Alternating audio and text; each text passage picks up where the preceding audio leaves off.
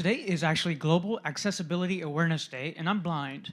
When you're on the track, and let's say they say the weather is hot or cold, what does that affect? What is that effect on the vehicle or yourself? Are you feeling the road feel a little slippery, or is it a thing that you see, feel? What is that experience? Yeah, I mean, in the speeds we're doing here, the temperature both in the track and the ambient can make a huge difference on the car balance, on the grip level. We're obviously adjusting the downforce levels to the ambient temperatures as well. So with the higher temps, you lose downforce, and the car is sliding around more. So it's a constant thing, and I think on all tracks really, it's something you always take into account. But at this place, especially the weather can really put your car in a great window or put your car out of the window, and just being, the balance is not right for the conditions. So it's a very big thing that, and that's why, we're talking about it as well. Monday was very hot and humid, quite gusty, and that's, makes it a sudden challenge. And then tomorrow with the cooler temps, it's going to be a different challenge. So it's just always a big thing for us, and especially on this track. If I were to express to my friends that are blind, what do you hear in the car? Is it the comms that keeps you focused, or is it the feeling of the road and the car?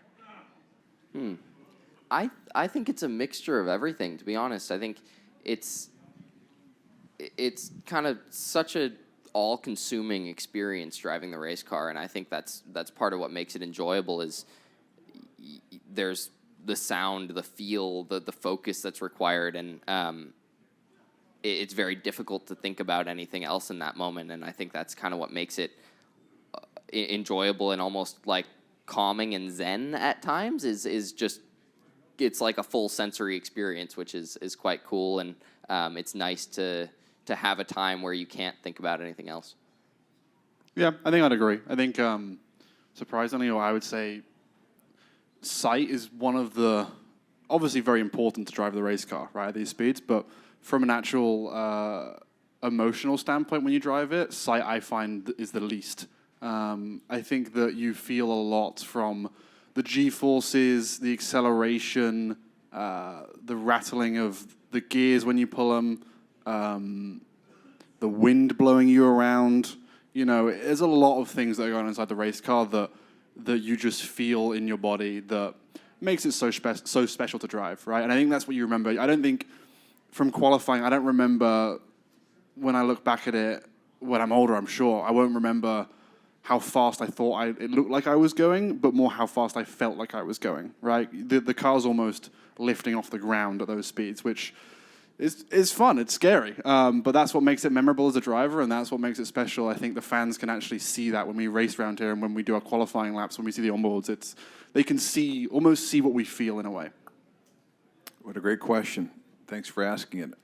Guys, thanks so much for coming up on the big white couch today. Have a great rest of your media day today, okay? And good luck tomorrow. Have a great day tomorrow. Appreciate it. Go ahead, young man. Thank you. Okay, so I'm blind, and I want to actually understand, Mick, what's the difference between the two cockpits, one of a Formula One race car and these wonderful machines that are going to run on Sunday? And for Graham, I've been seeing a good range of ages on the track. What is a maybe suggestion or what is the words to our future drivers that are going to come in? As you mentioned, things are not always going to be the same.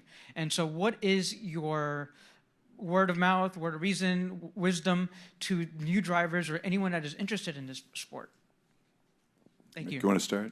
Yeah, I mean, that's a great question, actually. I think I haven't heard that one before. I mean, the two cockpits are very different. For one, F1 it will change with every year. Obviously different homologations, different expectations from the team. And that's very much like also, if they have a consistent pairing of drivers, that will most likely stay more consistent, because once the fit is good for both drivers, they will kind of find a medium and a midway that will suit everybody. For example, in Mercedes with George and Lewis, obviously we had two very different groups of let's say, heights. So for George, it was always very difficult to fit in the car. When I was racing in Haas, the first year, Mazepin and myself, we were pretty similar on height. So for 22, they built a chassis that would work for both of us really, really well. But in general, I would say, as you don't have to pack in so many people, like in that case in 22, the chassis was very small. So I had very little room. Whereas here, we have to put people in the car like Graham, who are obviously pretty tall. And so therefore, the chassis has to just kind of acquaint for multiple drivers and different shapes and different sizes and everything. So the chassis feels a little larger. It feels a little more, stock essentially. So, but the good thing is you have so many opportunities to make it fit well for yourself, right? So there are a couple of different things we can do to help that. But so yeah, I'm let's say from where I came from, I'm used to having a little less room in the car, and here it's pretty free.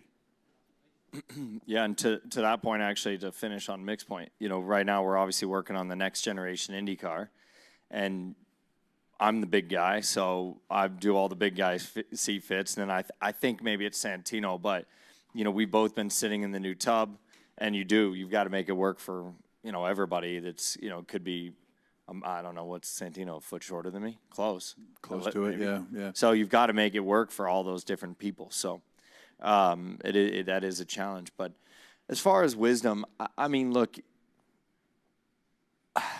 I suppose the biggest thing I think kids need to understand, and I think both of us sitting up here would be the first to say this, is that I don't really care what your last name is. I don't really care what you accomplished in go-karting. I don't, care if you grew up with money or not. Racing is a hard-edged community. It is an area in a world that, you have to work extremely hard if you want to be here. And because everybody is pushing, everybody is vying for a minimal amount of opportunities that exist. It's not like a football team where there's a 53-man roster and there's 20 of them, which is still minimal. In racing, there's 20-some Indy cars and there's 20 Formula One cars. And that's it. Really, if you want to be at the pinnacle of open wheel racing, you have to, on a worldwide scale, fit into those seats. And I think Mick is a prime example of that, with Formula One. With a name like his, you'd think it's a shoo-in. It's not. It doesn't necessarily mean that you're going to be granted those opportunities. He had to bust his butt to continue to keep his career going. And I had to do the same and have to do the same for many years. And if there's one thing I learned from my dad, I'll never forget, and I've told this story before, but when I was a little kid, there were photos of guys in his gym, right? The wheel-to-wheel battle, not their faces, but wheel-to-wheel battles of guys like, Michael and others. And he would always tell me, there were so many guys in this world that had more talent than me, but the one thing is they'd never outwork me. And that stuck with me from the time I was 5 or 6 years old to where I am today. And if I could say anything, I don't necessarily run around here thinking that I'm the most talented guy in the room all the time, but when it comes to all of the on-track, but sadly, maybe even more importantly, sometimes the off-track items, you've got to work your tail off. And if anything in society today, that's a general problem with kids these days. And I'm broadly, I will say that it's an issue. And so to me, the young ones that are coming up, I don't care if you're winning races, because at this level, everybody's won races. Everybody's won a lot of races. So, what's going to make the difference is how hard you're gonna work at it and how much you want it, and also even when you get here, that's what makes the difference in how long you'll be here. So there's been a lot of great talent that has come and gone because of a lack thereof. But that's just my opinion, and obviously people, I know what the assumption of me is, and I'm sure they assume the same of Mick. So you got two guys up here that probably everybody thinks everything's just been handed to, but the reality is that that's not the case. So that's what I would say. Yeah, two good questions. Thanks for being here. Your daughters are going to be prepared to work hard when they grow up, right? So. Oh yeah, they're gonna know what it's all about. Trust me. Always great to see Rahal Letterman racing in Victory Lane here at Indianapolis, and we'll see if it happens on Sunday. Thanks, guys, for coming. Thanks, Appreciate it. Mick Schumacher. Thank you. And Graham Rahal, and that wraps up Media Day 2026. Thanks, everybody, for being here.